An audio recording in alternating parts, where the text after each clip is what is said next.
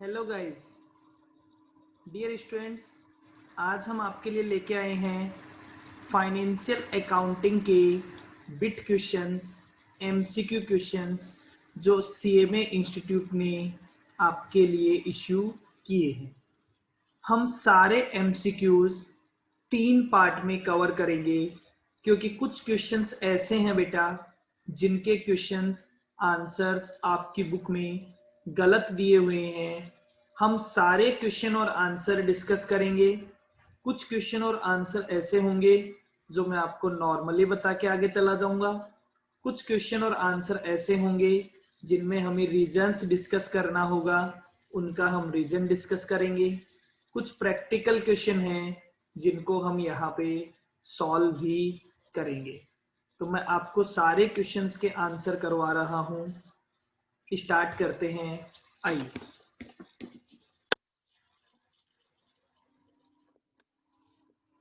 सबसे पहले question number 1।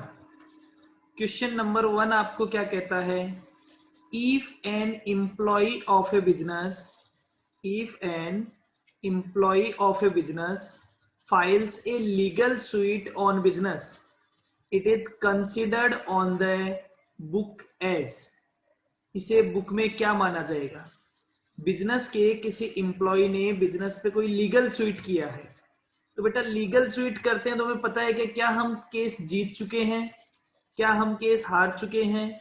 अगर हम पे किसी ने केस किया है और अगर हम केस हार जाते हैं तो हम पे एक लायबिलिटी आती है, लेकिन अभी तक ये लायबिलिटी डिसाइडेड नहीं है। तो इसका आंसर होगा contingent liability. Answer is D option. आगे चलते हैं, question number 2। At the end of accounting year the capital expenditure are shown in. Accounting year के एंड में कैपिटल एक्सपेंडिचर, कैपिटल एक्सपेंडिचर मतलब बेटा वो खर्चे जिनका फायदा एक से ज्यादा साल तक मिलेगा, मतलब असेट्स। बैलेंस शीट में असेट कहाँ पे दिखाई जाती है? बैलेंस शीट में असेट साइड में दिखाई जाती है। तो capital expenditure are shown at the asset side of the balance sheet. Answer है ए। तो इसका आंसर आपके पास हो जाएगा A. Question number 3। Which of the following is a not a method of charging depreciation? इनमें से कौन सा डेप्रिसिएशन का मेथड नहीं है? सिंकिंग फंड डेप्रिसिएशन का मेथड है, sum of years digit sinking fund का मेथड है, working hours method sinking fund का मेथड है, लेकिन लाइफ साइकिल सिंकिंग फंड का मेथड नहीं है। तो आंसर हो जाएगा बेटा डी ऑप्शन। नेक्स्ट क्वेश्चन कहता है, ये एक प्रैक्टिकल क्वेश्चन हमें दे रखा है, question number 4। If average inventory is 1,20,000, ये कह रहा है एवरेज इन्वेंट्री कितनी है? एवरेज इन्वेंट्री है 1,20,000। तो मैं कहता हूं साहब टोटल इन्वेंट्री कितनी होगी? टोटल इन्वेंट्री कितनी होगी? टोटल इन्वेंट्री हो जाएगा बेटा 1,25,000 मल्टीप्लाइड बाई 2, दैट इज 2,50,000। अब ये कह रहा है कि आपकी closing inventory less than opening inventory है 10,000। तो मान लीजिए हम कहते हैं साहब कि आपकी ओपनिंग जो इन्वेंट्री है, ओपनिंग इन्वेंट्री है x, तो क्लोजिंग इन्वेंट्री कितनी हो गई? क्लोजिंग इन्वेंट्री हो जाएगी x माइनस 10,000। अब हम कहते हैं कि ओपनिंग और क्लोजिंग दोनों का टोटल, तो हम कहते हैं साहब x plus x minus 10,000 is equals to 2,50,000। तो x कितना हो जाएगा? 2,50,000 प्लस 10,000 डिवाइडेड बाय 2। तो x की वैल्यू हो जाएगी 1,30,000।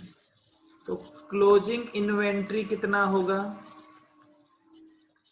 क्लोजिंग इन्वेंट्री होगा 1,30,000 माइनस 10,000 इज इक्वल्स टू 1,20,000। तो आपका करेक्ट आंसर क्या हो जाएगा? करेक्ट आंसर हो जाएगा D option. Question number 5।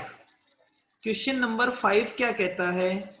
The accommodation bill is drawn. Accommodation bill क्यों ड्रॉ किया जाता है? तो बेटा हमें पता है कि अकोमोडेशन बिल पार्टनर्स की म्यूचुअल हेल्प के लिए ड्रॉन किया जाता है। तो टू फाइनेंस एक्चुअल परचेज और सेल ऑफ गुड्स नहीं, तो वो ट्रेड बिल होता है। To facilitate trade transaction trade bill होता है। When both parties are need in of funds, answer हो जाएगा बेटा सी ऑप्शन। नेक्स्ट आगे चलते हैं। Question number 6। क्वेश्चन नंबर 6 हमें क्या कहता है? क्वेश्चन नंबर 6 कहता है balance of X account in creditors ledger transferred to X amount in debtors ledger. इसे बोलते हैं बेटा सेट ऑफ करना होता है, हमें सेट ऑफ करना होता है। एंट्री क्या होती है? एक्स का क्रेडिटर्स लेजर में बैलेंस होता है, तो क्रेडिटर्स जब भी सेट ऑफ करते हैं तो मैंने आपको एंट्री बता रखी है creditors account debit to debtors account. अब ये क्या कहता है? एक्स अकाउंट और X account in creditors in debtors. तो X account in creditors ledger debit to X account in debtors ledger. तो आंसर कौन सा हो जाएगा? X in debtors ledger debited नहीं, X in creditors ledger debited, ये वाला आपका आंसर हो जाएगा। तो answer number A, correct answer is A. Point number 7। Question number 7, ground rent और सरफेस रेंट मींस रॉयल्टी की बात करते हैं बेटा। ग्राउंड रेंट और सरफेस रेंट क्या होता है? मिनिमम रेंट नहीं, मैक्सिमम रॉयल्टी नहीं, मिनिमम रॉयल्टी नहीं, fix rent. Answer is D, ground rent आपको अलग से देना होता है। तो answer is D, fix rent payable in addition to the minimum rent. Question number 8, accounting standard in India are issued by. India में accounting standard कौन issue करता है? इंडिया में accounting standard government of India issue करती है? नहीं। Reserve bank issue करता है? नहीं। Institute of chartered accountants of India, बिल्कुल बेटा सीए इंस्टीट्यूट इश्यू करता है। Answer is C. Question number 9। Question number 9 क्या कह रहा है? क्वेश्चन नंबर 9 एक प्रैक्टिकल क्वेश्चन है हमारे पास। क्वेश्चन नंबर 9 हमें कहता है कि डेटर्स, बेटा डेटर्स कितने के हैं? डेटर्स हैं 8 लाख रुपीस के, माइनस बेड डेप्ट्स कितना है? बेड डेप्ट्स है 10,000। तो डेटर्स कितने के बचेंगे? 7,90,000। उसका 5% कितना आएगा? 39,500 प्रोविजन। क्वेश्चन ने कहा कि 31 मार्च को डेटर्स हैं 8 लाख के और एडिशनल बेड डेप्ट्स और है 10,000 का। तो हमने बेड डेप्ट्स माइनस कर दिया 10,000 का, प्रोविजन कितना आ जाएगा? 7,90,000 का 5% 39,500। आंसर क्या होगा? आंसर होगा सी ऑप्शन 39,500। और आगे चलते हैं। Question number 10, income and expenditure account. Income and expenditure account कौन सा अकाउंट होता है बेटा? Income and expenditure account, income and expenditure P&L account की तरह काम करता है। ये एक नॉमिनल अकाउंट होता है। ये लीजिए, P&L अकाउंट एक नॉमिनल अकाउंट होता है। क्वेश्चन नंबर 10 का आंसर हो जाएगा A. Question number 11, question number 11 आपको क्या कहता है? क्रेडिटर्स लेजर एडजस्टमेंट अकाउंट कहां बनाया जाता है? बेटा डेटर्स लेजर बनाया जाता है जनरल लेजर में, क्रेडिटर्स लेजर भी बनाया जाता है जनरल लेजर में। Answer is A. आंसर क्या होगा? A, general ledger. Question number 12, receipt and payment account कौन सा अकाउंट होता है? क्या नॉमिनल अकाउंट होता है? नहीं साहब। क्या रियल अकाउंट होता है? बिल्कुल, कैश अकाउंट की तरह ये भी एक रियल अकाउंट होता है। Question number 13, A resource owned by the business with purpose of using it for generating future profit. बेटा ये असेट की डेफिनेशन है ना, कि बिजनेस के पास कोई ऐसा रिसोर्स जो उसके लिए फ्यूचर में प्रॉफिट जनरेट करेगा, वो उसने रख रखा है। तो answer is B, asset. Question number 14, question number 14 क्या कहता है कि outward invoice issued is a source document. बेटा जब हम आउटवार्ड इनवॉइस, हम बिल कब देते हैं? जब हम माल सेल करते हैं। तो 14 का आंसर, 14 हमें क्या कहता है? आउटवार्ड इनवॉइस किस लिए काम आएगा? आउटवार्ड इनवॉइस सेल्स रिकॉर्ड करने के काम आता है, सेल्स बुक में एंट्री करने के काम आएगा। विच of the following of the capital nature, इनमें से कौन सा, क्वेश्चन नंबर 15, कौन सा कैपिटल नेचर का अमाउंट है?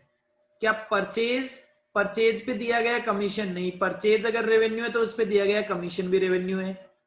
रिपेयरिंग एक रेवेन्यू खर्चा होता है, रेंट ऑफ फैक्ट्री एक रेवेन्यू खर्चा होता है, wages paid for installation of machinery, तो ये एक कैपिटल खर्चा है। आंसर हो जाएगा D. Question number 16, if any stock is taken by a co venturer it will be treated as. अगर कोई स्टॉक कोई को-वेंचरर ले लेता है तो it will be treated as, ये कैसे ट्रीट किया जाएगा? जॉइंट वेंचर में एज ए इनकम। जब भी जॉइंट वेंचर में कोई को-वेंचरर से हम सामान लेते हैं तो उसको डेबिट कर देते हैं। जब भी कोई को-वेंचरर जॉइंट वेंचर से कोई सामान लेता है तो उसे क्रेडिट कर दिया जाता है। आंसर हो जाएगा A, income of the joint venture. Question number 17, contingent liability को कहां दिखाया जाता है? कंटिजेंट लायबिलिटी को फुट नोट में दिखाया जाता है। आंसर होगा बेटा डी। नेक्स्ट क्वेश्चन पे जाते हैं। Question number 18, income statement of a charitable institute non profit organization का इनकम स्टेटमेंट क्या कहलाता है? इनकम एंड एक्सपेंडिचर अकाउंट कहलाता है। आंसर होगा C. Which of the following is mainly prepared at the time of dissolution? बेटा revaluation बनाया जाता है जब नया पार्टनर आता है, गुडविल जब नया पार्टनर आता है, पुराने में भी बनाया जा सकता है जब कोई पार्टनर जाता है, लेकिन रियलाइजेशन अकाउंट तभी बनाया जाता है जब हम किसी फर्म को बंद कर रहे होते हैं। Answer is C, realisation. Advertisement expense are apportioned, advertisement expense are apportioned among department in the proportion of. Advertisement expense purchase के रेशियो में बांटे जाएंगे, नंबर ऑफ यूनिट में बांटे जाएंगे, कॉस्ट ऑफ सेल्स में नहीं बेटा, ए ऑप्शन। सेल्स करने के लिए किया जाता है तो सेल्स के रेशियो में इस खर्चे को बांटा जाता है, सेल्स के रेशियो में बांटा जाएगा। आंसर इज ए। इसका आंसर क्या होगा? इसका आंसर होगा ए, आंसर होगा। चलिए सर नेक्स्ट देखते हैं, in hire purchase system cash price plus interest is known as hire purchase price. Answer is C, इसे बोलते हैं बेटा HPP, hire purchase price. Next is question number 22, which one is are the method of accounting of branch. Branch accounting का method कौन सा है? Final account method branch accounting का method है, स्टॉक एंड डेटर्स में मेथड है, debtors में method है, तो आंसर हो जाएगा D, that is all of above. Answer हो जाएगा बेटा D, all of above. Answer हो जाएगा D option, all of above.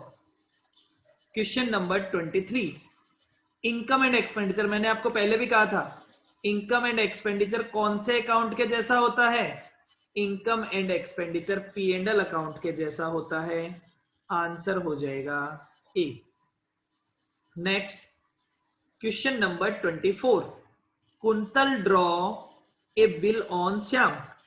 तो कुंतल ने एक बिल ड्रॉ किया श्याम पे, कुंतल ने उसे एंडोर्स कर दिया, कुंतल ने बिल को एंडोर्स कर दिया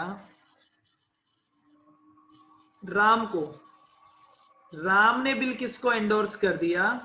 राम ने बिल एंडोर्स कर दिया रहीम को। तो बिल का पैसा लेने कौन जाएगा? Who is the endorsee of bill? तो बोले बेटा Rahim is the endorsee of the, sorry payee of the bill. तो बिल का पैसा किसे मिलेगा? बिल का पैसा मिलेगा रहीम को। आंसर हो जाएगा D. Question number 25, bad debts are apportioned among department in the proportion of। bad debts को अपोर्शन किया जाएगा डिपार्टमेंट में इन द प्रपोर्शन, किस प्रपोर्शन में? Sales of each department, number of units sold by each department, cost of sales और none of the above. इसका answer होगा A, इसका आंसर होगा ए सेल्स। बेटा ये क्वेश्चन का आंसर आपकी बुक में जो आपके इंस्टीट्यूट ने आंसर्स इश्यू किए हैं वो गलत लिखा हुआ है, वहां पे आंसर बी कोटेड है, बट सही आंसर होगा ए। ध्यान दे, ये एक इंपॉर्टेंट क्वेश्चन हो गया आपके लिए, 25 नंबर क्वेश्चन, ध्यान दे के रखें इसे। Question number 26, which one of the following is a fundamental accounting assumption. कौन कौन सा एक फंडामेंटल अकाउंटिंग अजम्पशन है? कौन कौन सा एक फंडामेंटल अकाउंटिंग अजम्पशन है? गोइंग कंसर्न, हाँ sir going concern fundamental accounting assumption है। कंसिस्टेंसी फंडामेंटल अकाउंटिंग अजम्पशन है। अक्रूवल भी है लेकिन मैटेरियलिटी नहीं है, तो आंसर हो जाएगा D, मैटेरियलिटी is not a fundamental accounting assumption। आगे बोलता है it is equal to estimated। अब क्वेश्चन बोल रहा है कि साहब selling price minus expense to sales, selling price minus expense to sale, तो ये क्या आता है? दिस इज NRV, हम सभी जानते हैं, तो आंसर हो जाएगा बेटा A, net realisable value. Question number 28, are investment which are held beyond the current period as to sale और disposal, that is non current investment, जो करंट पीरियड से ज्यादा के लिए रखे जाते हैं। Question number 29, an obligation which may or may not materialize in an, एक obligation जो materialize हो भी सकता है और ना भी हो, मतलब possible obligation है। हो भी सकता है और ना भी हो, तो ऐसा ऑब्लिगेशन क्या कहलाता है? Current liability. Answer is C. Obligation का मतलब लाइबिलिटी, पॉसिबल का मतलब हो भी सकता है और ना भी हो, तो ये क्या है? Current liability. Question number 30, voucher denote the payment of cash, that is cash payment voucher denote payment in cash. Cash payment voucher क्या डिनोट करता है? वो कैश में पेमेंट डिनोट करता है। आंसर इज ए। आगे बोलता है question, which of the following, which of the following is an example of, इनमें से कौन सा एक कैपिटल एक्सपेंडिचर का एग्जाम्पल है? क्या inventory of raw material WIP finished goods? बेटा ये तो स्टॉक होता है, स्टॉक कभी भी कैपिटल एक्सपेंडिचर नहीं होता, ये भी गलत है। फिर कहता है इंश्योरेंस प्रीमियम, नहीं ये भी नहीं होता, इंश्योरेंस प्रीमियम भी एक कैपिटल एक्सपेंडिचर नहीं होता। टैक्सेस, टैक्सेस भी नहीं होता। None of the above, answer is D. इनमें से कोई भी कैपिटल एक्सपेंडिचर का एग्जाम्पल नहीं है। क्वेश्चन नंबर 32, बेटा क्वेश्चन नंबर 32 एक गलत क्वेश्चन है, क्वेश्चन ही गलत तरीके से प्रिंटेड है, क्वेश्चन जो है वो गलत तरीके से प्रिंटेड है। ध्यान से देखिए, विच ऑफ द फॉलोइंग, क्वेश्चन क्या कह रहे हैं? विच ऑफ द फॉलोइंग, क्वेश्चन हमें कह रहा है कि विच of the following is error not disclosed by trial balance. तो बेटा ओमिशन की एरर,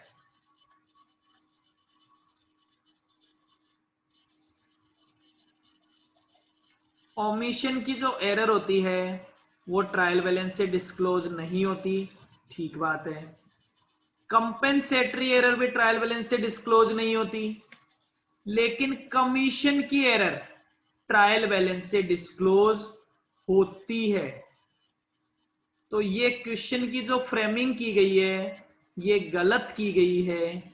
मान लीजिए मैं कहता हूं कि कौन सी ऐसी एरर जो ट्रायल बैलेंस डिस्क्लोज करता है, तो फिर इसका आंसर होता है बी आंसर, कि विच of the error is disclosed by trial balance. तो कमीशन की एरर होती है जो ट्रायल बैलेंस डिस्कस कर सकता है, डिस्क्लोज कर सकता है। तो ये क्वेश्चन एक गलत क्वेश्चन प्रिंटेड है, क्वेश्चन की जो फ्रेमिंग की गई है वो गलत की गई है। 33 is especially suited to mines, oil well, quarry, sandpit और other similar। कौन सा ऐसा मेथड है डेप्रिसिएशन का? तो डिप्लीशन मेथड। आंसर इज ए। जो कहां पे काम आता है? माइंस में काम आता है, ऑयल वेल्स में काम आता है, क्वेरीज मतलब रीजनरेटिंग रिसोर्स के लिए काम में आता है। आगे बोलता है following account has a credit balance. तो बेटा प्लांट एंड इक्विपमेंट असेट होता है, डेबिट बैलेंस। परचेज खर्चा होता है, डेबिट बैलेंस। लोन, तो 34 का आंसर हो जाएगा बी, लोन का क्रेडिट बैलेंस होता है। क्वेश्चन नंबर 35 एक प्रैक्टिकल क्वेश्चन है। प्रैक्टिकल क्वेश्चन आते ही हमें ऐसा लगता है बहुत बढ़िया, तो हम कहते हैं ओपनिंग कैपिटल, ओपनिंग कैपिटल है 4,10,000 माइनस ड्रॉइंग्स, ड्रॉइंग्स है 40,000 प्लस प्रॉफिट, प्रॉफिट का अमाउंट है 50,000।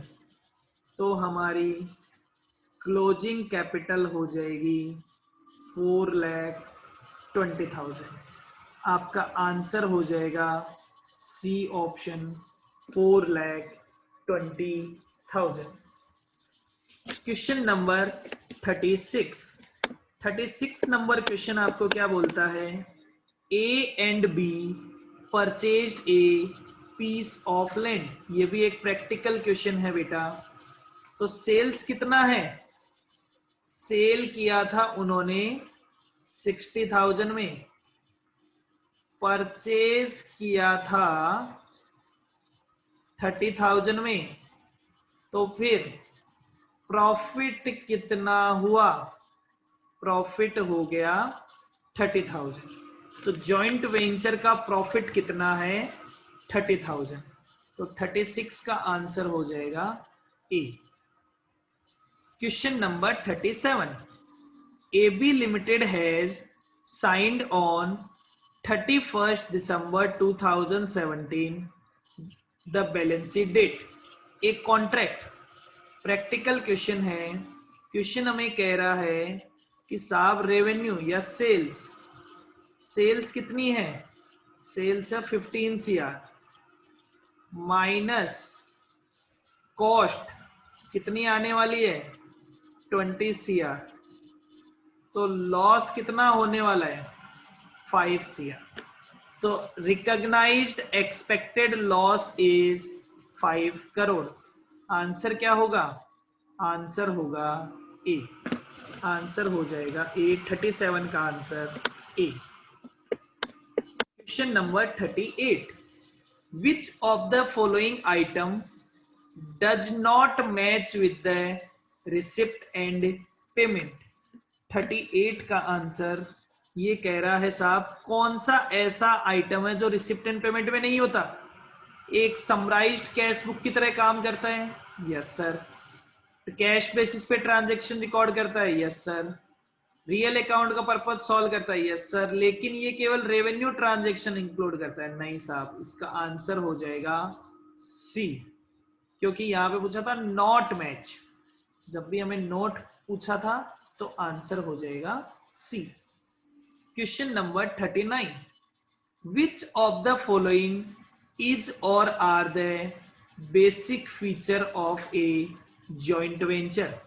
इनमें से जॉइंट वेंचर का कौन सा एक बेसिक फीचर है? The profit and loss of joint venture shared between the co venture, ठीक है। को वेंचर मे और not contribute initial case, joint venture dissolve once the purpose is over. तो answer is, answer सारे सही हैं, तो answer हो जाएगा D, all of above. Answer हो जाएगा डी, ऑल ऑफ अबव। चलिए sir, question number 40, question number 40, question number 40 आपको क्या कह रहा है? Excess of hire purchase price over cash price is known as interest. बेटा कैश हायर परचेज में हम जितना एक्स्ट्रा पैसा देते हैं वो क्या कहलाता है? वो इंटरेस्ट कहलाता है। चलिए, which one of the following is और are revenue expenditure? Consumable stores revenue expenditure, taxes on legal revenue expenditure, factory revenue expenditure, all of the above. Answer is D. Question number 42, AS9 is related to, ये हम बड़ा अच्छे से जानते हैं। AS9 revenue expenditure, मैं सारे लिख के बताता हूं। AS9 is revenue, AS3 is cash flow statement, AS10 fix asset. अब इसका नाम चेंज हो चुका है, प्रॉपर्टी प्लांट एंड इक्विपमेंट। और AS1 अकाउंटिंग पॉलिसी। तो हमारा राइट आंसर है AS9 A option. Question number 43, the person to whom the bill is endorsed is known as endorsee। Answer is A। Which one of the following is or are feature of income and expenditure account? Income and expenditure nominal account होता है? Yes sir। All capital income and expenditure are excluded। word पढ़ो, excluded नहीं आते हैं। Yes sir। Profit on sale of asset credited? Yes sir। तो answer is D. 44 का answer है D, all of above. फिर कहता है the debts which are not bad are good debts, answer is good debts. A transaction, question number 46, a transaction without immediate cash settlement, it is a credit transaction, answer is B, इसका answer था A। Question number 47, liabilities represent proprietors equity, ऐसी कौन सी liabilities और proprietors equity की तरह काम करती है? डेट आर 47 का आंसर हो जाएगा प्रोप्राइटर मतलब इंटरनल लाइबिलिटी होती है, that is capital. Question number 48, practical question हमारे पास आया है। ये कह रहा है साहब एक्स डिपार्टमेंट से वाई डिपार्टमेंट कॉस्ट प्लस 33 पे दिया जाता है, 48,000 का स्टॉक है, तो कैसे निकालेंगे? 48,000 मल्टीप्लाइड बाय 33.33, कॉस्ट पे दे रखा है, दैट इज 133.33, आंसर इज 12,000। तो कितना प्रॉफिट जुड़ा हुआ है? 12,000, आंसर हो जाएगा ए। जब भी कॉस्ट पे दिया हुआ हो तो 33 डिवाइडेड बाय 133.33, 100 में प्लस हो जाता है। क्वेश्चन नंबर 49 नंबर कहता है बेड डेब्ट्स रिकवर्ड हुए 1,000 के, तो आप बेड डेब्ट्स अकाउंट को क्रेडिट करेंगे? नहीं। एंट्री क्या होती है बेटा? एंट्री होगी cash account debit to bad debts recovered, तो आंसर हो जाएगा D option, credited to bad debts recovered account. Question number 50, which of the following purpose is sold from the preparation of trial balance? Trial balance के prepare बनाने से कौन सा purpose solve होता है? एरिथमेटिकल एक्यूरेसी का पता चलता है, ठीक है। To ascertain the ledger account का बैलेंस भी पता चल जाता है, किसी भी लेजर अकाउंट का बैलेंस ढूंढ लो। फाइनल अकाउंट प्रॉम्प्टली बन जाते हैं, ऑल ऑफ द अबव, तो आंसर इज डी। तो ये हमारा बेटा पार्ट नंबर 1 था। फाइनेंशियल अकाउंटिंग के एमसीक्यू हम 3 पार्ट्स में कवर करेंगे। पार्ट नंबर 1 हमने अपलोड कर दिया, पार्ट नंबर 2 और पार्ट नंबर 3 अपलोड हो जाएंगे वेरी सून। आप मुझे, अगर आपको ये सब अच्छा लगा हो तो कमेंट करके बताइए, हम आपके लिए और वीडियोस अवेलेबल कराते हैं। लाइक कीजिए, शेयर कीजिए, सब्सक्राइब कीजिए। VS classes CMA. चलिए, थैंक यू सो मच। आज के लिए इतना ही, शुक्रिया।